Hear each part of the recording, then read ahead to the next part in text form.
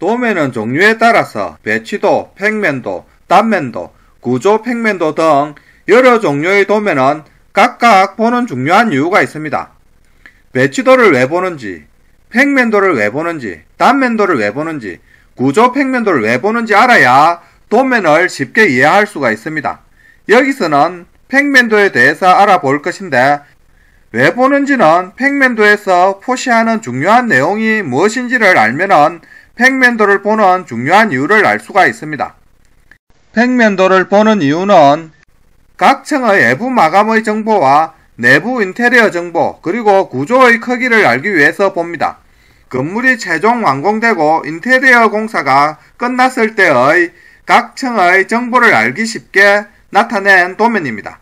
각 층의 정보를 알기 쉽게 각 층의 창문 높이 3분의 1 정도에서 수평으로 절단하여 위에서 아래로 본 도면입니다.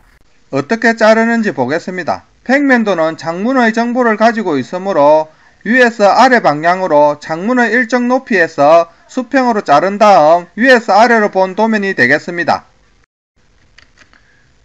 이렇게 최종적인 마감 인테리어 정보를 알 수가 있습니다.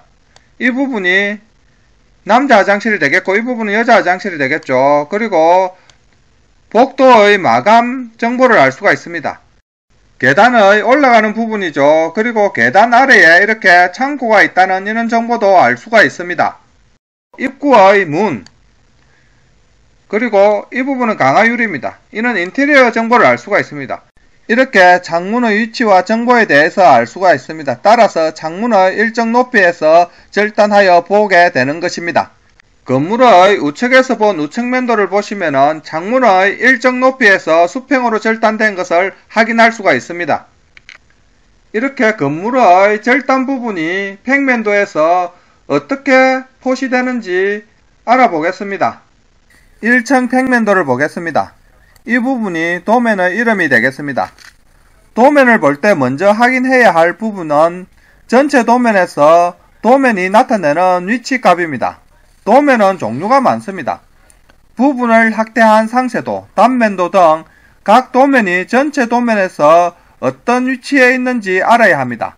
이런 정보를 알기 쉽게 하는 것이 도면의 좌측 부분과 또는 우측 부분, 그리고 위쪽 부분에 표시한 좌표 이름입니다. 위쪽의 좌표 이름에 해당하는 값과 좌우측의 좌표 이름에 해당하는 부분이 만나는 위치 정보를 가지고 도면이 전체 위치에서 어느 부분에 위치하는지 알 수가 있습니다. 이 부분의 이름과 이 부분의 이름은 임의로 정할 수가 있습니다. A1, A2, A3, A4, 그리고 이 부분은 B1, B2, B3, B4 이렇게 이름은 임의로 정할 수가 있습니다. 이 부분에 상세도가 있다고 하겠습니다. 도면은 이 부분만 나타내고 나머지 부분은 나타내지 않습니다. 따라서 전체 도면에서 이 부분이 나타나는 위치를 알아야 합니다.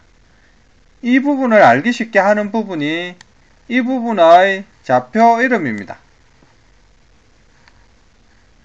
상세도에 Y2, X3에 대한 좌표 이름이 나와 있습니다. 이 두 좌표값이 만나는 위치 정보를 이용하여 상세도가 전체 도면에서 위치한 정확한 부분을 알 수가 있습니다.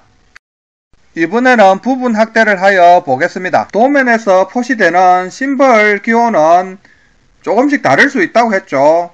따라서 주석을 보고 정확하게 해석하는 것이 좋습니다. 이 부분은 THK200 철근 콘크리트를 나타냅니다. THK는 두께를 나타내고 도면에서 단위는 밀리미터입니다. 그리고 이 부분은 두께 100인 스티로폼입니다. 그리고 이 부분은 0.5비 적백돌 치장쌓기를 한 부분이죠. 이 부분은 문에 대한 정보로 장호대에 가면은 상세한 정보를 알 수가 있습니다. 쌍여닫이 문입니다. 문이 이렇게 열리고 이렇게 닫히는 이런 부분이죠. 그리고 이 부분은 내여닫이 문입니다. 이렇게 열리고 이렇게 닫힙니다. 이 부분도 보시면은 심벌 기호로 봤을 때 철근 콘크리트 백채죠. 그리고 이 부분은 0.5B 조적 미장 마감입니다. 이 부분은 콘크리트 백채가 아니죠. 구조 평면도에서는 철근 콘크리트 구조만 나타내므로 따라서 이 부분은 구조 평면도에 나타나지 않습니다.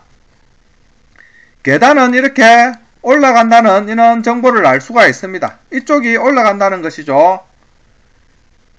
그리고 이 부분은 자동문을 나타냅니다. 도면에서 가장 중요한 부분 중에 하나인데 도면의 치수선은 콘크리트 백채 중심선을 기준으로 보통 표시를 합니다.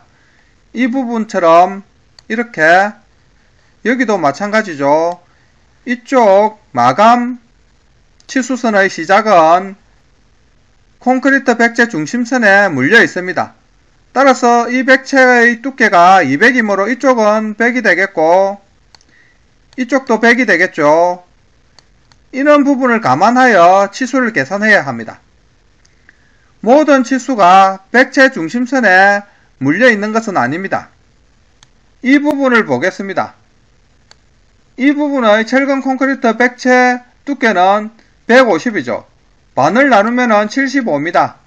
이렇게 0으로 떨어지지 않을 경우에는 0으로 맞추어주는 것이 계산이 편리하겠죠. 이 부분의 백채에 해당하는데 한번 보겠습니다. 치수 표시선은 이렇게 표시되어 있습니다. 이 부분이 100이 되겠고 이쪽 부분이 50이 되어 총 백채의 두께는 150이 되겠죠. 이렇게 치수선은 계산하기 쉬운 부분에 표시하기도 합니다. 이 부분을 보겠습니다. 이 건물의 1층은 제2종 그린생활시설로 휴게 음식점이 들어설 예정입니다.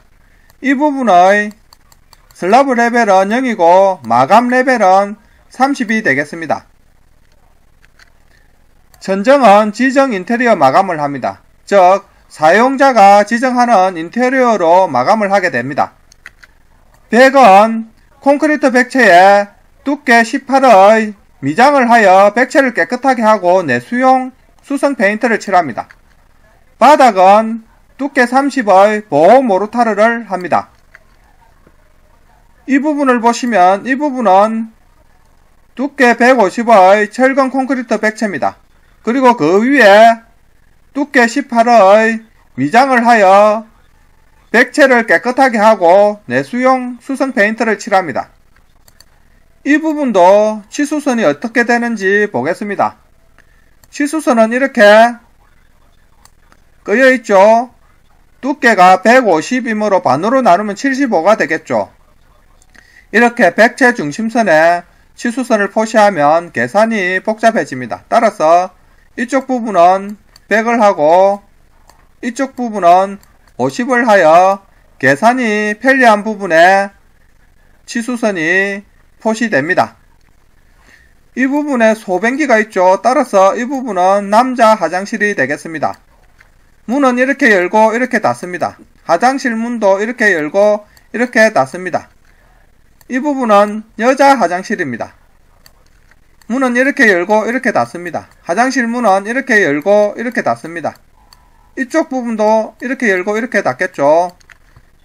창문과 문의 상세한 정보는 장호부호도에 가셔서 장호부호도가 나타내는 위치값을 가지고 상세한 정보는 장호도에서 알 수가 있습니다. 이 부분을 보겠습니다. 이 부분은 내장 미세기 창이죠. 두께 18의 카일라 복층 유리로 되어 있습니다. 복층 유리는 유리 중간에 공기층을 두어서 단열과 소음 차단이 우수한 유리가 되겠습니다. 이 부분은 창문의 난간 부분으로 젠다이라고도 하죠. 두께 150의 철근 콘크리트 위에 두께 10의 미장을 하여 깨끗하게 하고 지정색 천연 페인트를 위에 칠합니다. 간단하게 평면도의 내부 인테리어 정보와 외부 마감 정보에 대해서 알아보았습니다. 치수에 대해서 알아보겠습니다. 치수는 보통 백채 중심선을 기준으로 치수가 표시되어 있습니다. 여기서 가로 길이에 해당하는 이 부분의 치수는 15,500이 되겠습니다. 여기서 100의 4척에 해당하는 이 부분까지의 거리를 계산해 보겠습니다. 이 백체의 두께는 200이죠. 따라서 백체 중심선으로 이쪽에 100, 이쪽 방향으로 100이 물려 있습니다. 여기도 보면 두께가 200인 철근 콘크리트 백체입니다.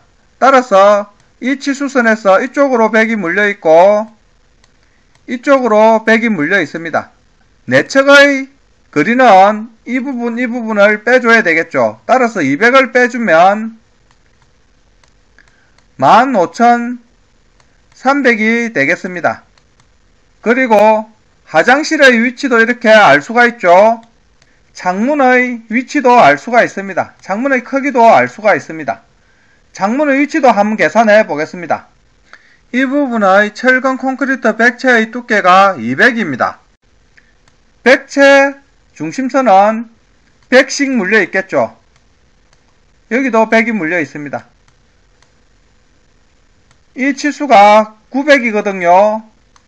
따라서 100을 빼준 백체 안에서 800 거리에 창문이 위치하게 됩니다.